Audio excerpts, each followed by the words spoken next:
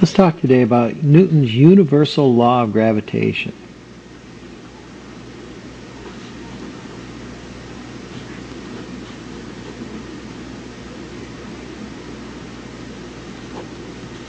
We've all kind of heard the story of Isaac Newton and how one day he was sitting under an apple tree, leaning back, kicking back here, when an apple fell out of the tree and bounced off his head. And according to legend, Newton said, "Aha, gravity." But really his contribution wasn't that, hey, things fall. His contribution was to quantify the attraction of gravity between objects. Really what Newton's contribution was about had to do more with astronomy than with apples falling out of trees. And it had to do with the attraction between distant objects. All objects have some gravitational attraction.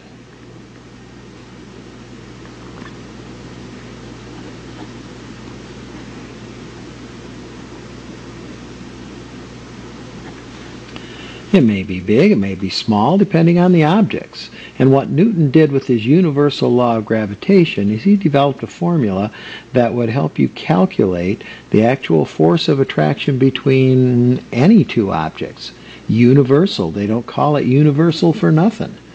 So his law breaks down into that formula you saw in the book, that the force of gravity, we'll put a little sub G on it, is equal to a constant called big G times the mass of one object, doesn't matter which one, times the mass of the other object in the system, divided by the distance between them squared.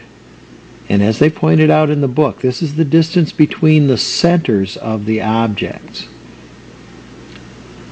So if every object has gravitational attraction, then there must be all sorts of gravitational attractions around us at this moment. There's a gravitational attraction between us and the Earth. There's a gravitational attraction between us and the person sitting next to us. There's a gravitational attraction between all objects. For instance, let's say I'm standing here and I reach out and I drop my pen. My pen, and it's going to fall to the ground. Now we expect what we saw in the last chapter, that this is going to fall straight to the ground. However, there is a gravitational attraction between my body and the pen and my body. There's a gravitational attraction back and forth between us. Just how much would that be? Well, to know that, we have to use this universal law of gravitation. First thing we need to know is what that constant is.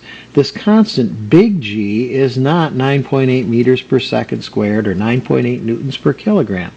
Big G is the number that takes this relationship between the gravitational attractions from a proportion to an exact number. And Newton calculated this number to be 6.67 times 10 to the negative 11th, and the units are kind of funky because we want to end up with units of newtons on our force of gravity. So if that's the case, and I've got this constant, and I've got meters down here, and I'm going to square those, and I've got kilograms times kilograms, I got to be able to cancel everything out except the newtons. So the actual units on this number are Newton meter squared per kilogram squared.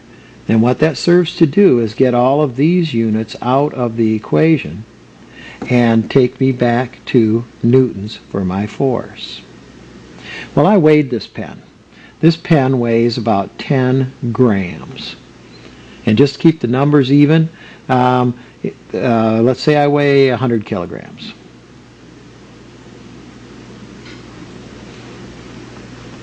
As this pen drops, it's subject not to my hand holding it out away from my body, but the only thing that's holding, or the only attraction between it and my body, is gravity. So let's see if we can figure out how much gravity that is. How many newtons of force are being exerted by the attraction between the pen and me. Now we've got to get our units in a row. If I look over here, I've got kilograms squared.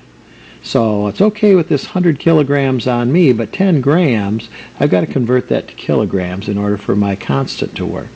So 10 grams is, there are 1,000 grams in every kilogram, so 10 grams, move the decimal 3 places to the left, is 0.01 kilograms.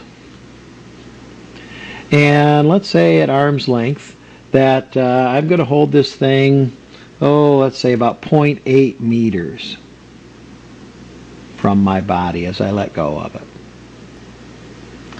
And I want my units in meters because in my constant over here I have meters squared. So that's good. I could have said 80 centimeters. I'd have to convert it to meters.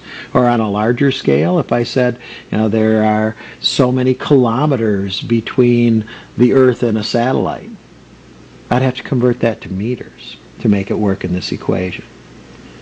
Well, if I know the distance, and I know the mass of me, and I know the mass of the pen, and I know the constant, I'm good to go. It's plug and chug time.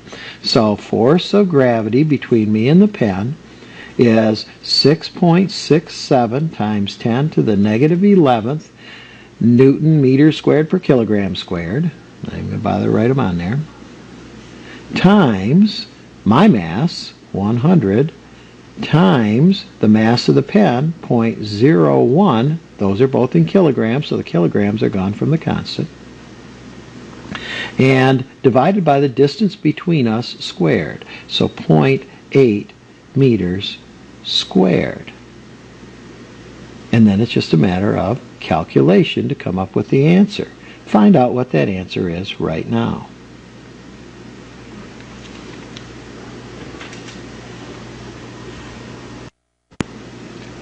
So if you punch that out, think about it. Now I'm going to take 6.67 times 10 to the negative 11th times 100, and then I'm going to multiply it by 1/100th, so I really didn't change a whole heck of a lot. It's still 6.67 times 10 to the negative 11th. And then 0.8 squared, 0.8 times 0.8 is going to be 0.64. Divide that into that number. I'm going to get a number, the integer part of it is going to be close to 1. It comes out to 1.04. 21875 times 10 to the negative 10th, and the units left from my constant are newtons. Think about that. 1.04 times 10 to the negative 10th. We're talking about a tenth of a billionth of a newton of attraction. Now the attraction between the pen and the earth is much, much stronger than that. Even though the pen only weighs 10 grams, only 0.01 kilograms. We said yesterday that the weight of an object is equal to the mass times the acceleration. So the mass of that pen is 0.01 kilograms. And the acceleration on Earth is 9.8 meters per second squared. And that comes out to 0.008. Oops, I'm sorry. Do the math. I mean, that's 0.098 newtons. Well, that ain't a heck of a lot of newtons either. But it's way, way bigger, billions of times bigger than 1.04 times 10 to the negative 10th. So all we have to know to find the gravitational attraction between two objects is the distance between the centers of those objects. Now you're talking about the center of me to the center of the pen, holding my arm out a little bit. That's not all that far. If we're talking about the center of the Earth to the center of the moon, well, now you're talking some numbers. So keep it all kind of in proportion. And we're likely to be dealing with some very large and some very small numbers. So it's a good idea to use the scientific notation and be able to come up with a consistent number. Let's try a problem. Let's say we have two super tankers. And I looked it up, and a super tanker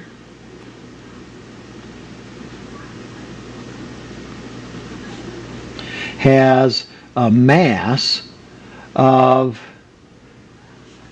42900 metric tons. Well, metric tons. Metric tons are thousands of kilograms. 1,000 kilograms is a metric ton. There are 2.2 pounds in a kilogram, so a metric ton is about 2,200 pounds.